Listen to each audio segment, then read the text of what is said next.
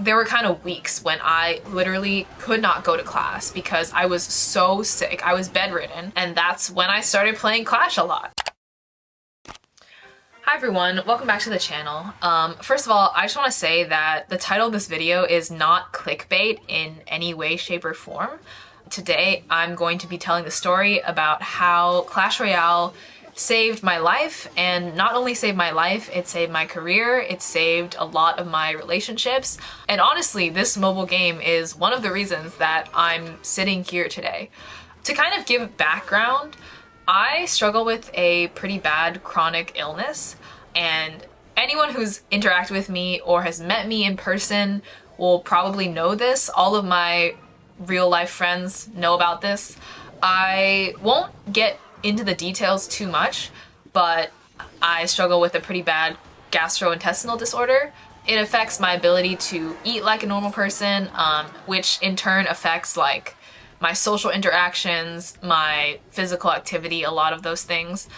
Yeah, I've had this for basically as long as I can remember. I think my earliest memories of struggling with this was when I was in probably late 5th grade, early middle school. And one of the things is that it's gotten progressively worse as I've gotten older. If you know me in person, you'll probably know that I rarely eat out, and I rarely eat with people. If I'm hanging out with my friends and they're all going to dinner, I will either just get something like really small, or I will just sit there and like not eat entirely.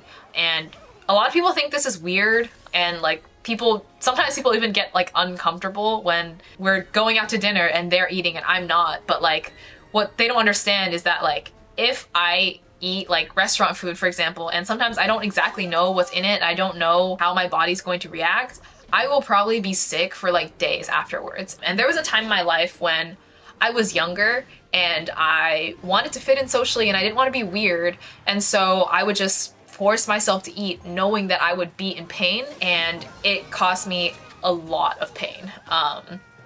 And so I've sort of like stopped doing that now. Occasionally I will bite the bullet and just kind of try to fit in socially if I really don't want to have an awkward conversation, or if someone is like really aggressively pestering me about it.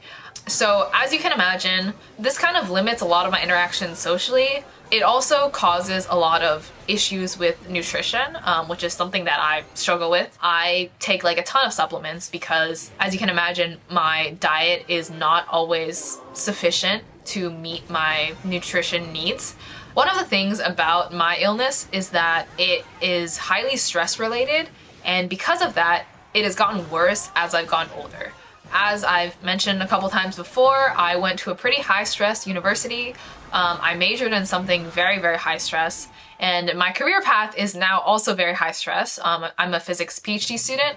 I'm currently in my 2nd year, and during my undergrad, I majored in physics and had a minor in math. So yeah, I was basically stressed all the time, and the result of this was by the time that I graduated my undergrad, my health was probably the worst that it's ever been.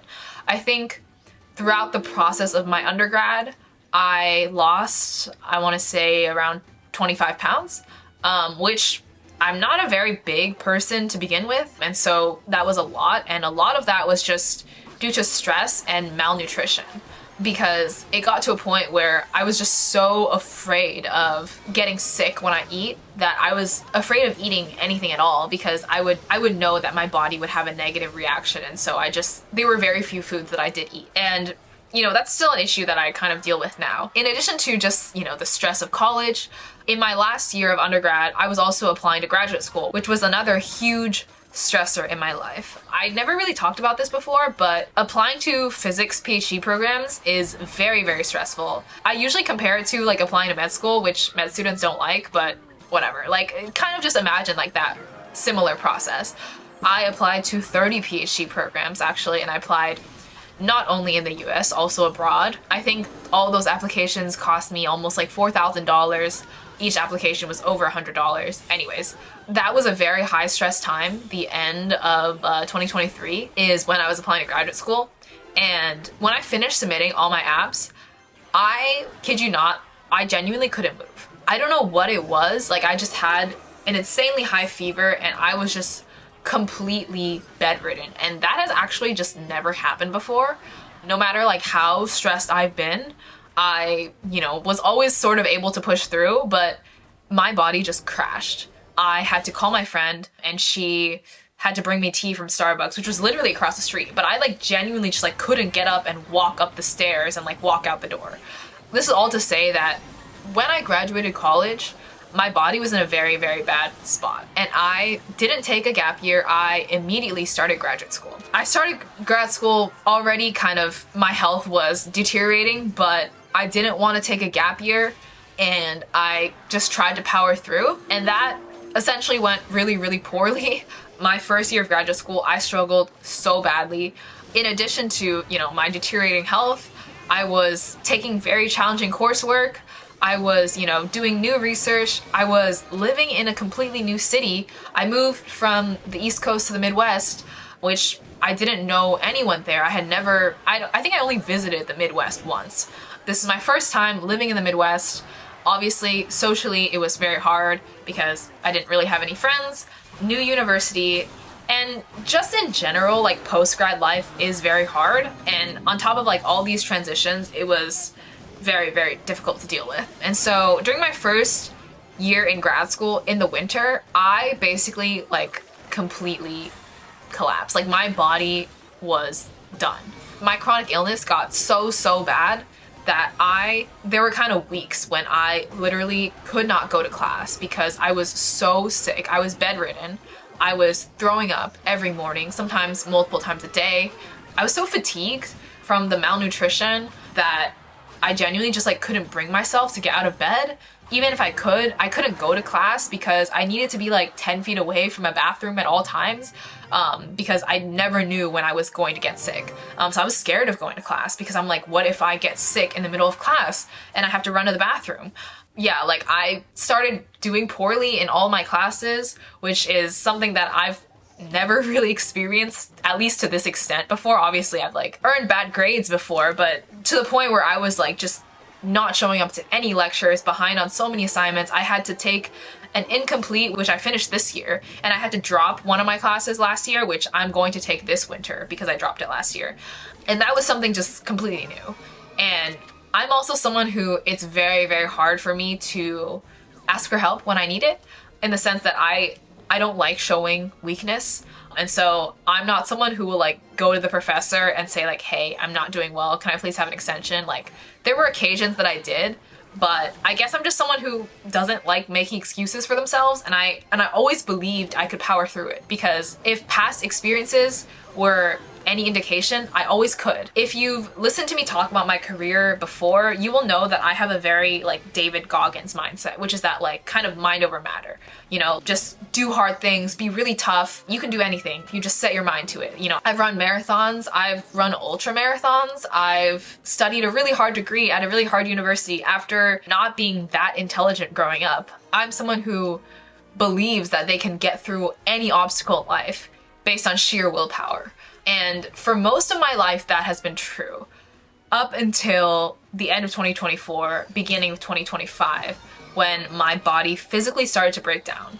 And I realized that I couldn't mind over matter this time. And that was really, really hard for me to cope with, because up to this point in my life, I had really been able to just power through. And no matter how hard I tried, I just couldn't power through. And this was just devastating for me as someone who, my job was my identity. Physics was my entire life. And outside of physics, the other things that comprised my identity were athletics, being fit, being into the gym. I was a college athlete. I grew up playing competitive golf. There was not a time when I didn't identify myself as an athlete. And so now not being able to do physics, at least properly, and also just not being able to work out to perform physically to a degree that I was used to, my entire sense of self felt like it had been ripped away from me, in addition to the fact that I was struggling with my health. So as you can imagine, this time, mentally, physically, was just very, very dark for me. And I fell into probably the worst depression of my life. And I have been depressed before. I actually struggle with mental health quite a lot. But this time was different because the root of the problem was physical, not mental.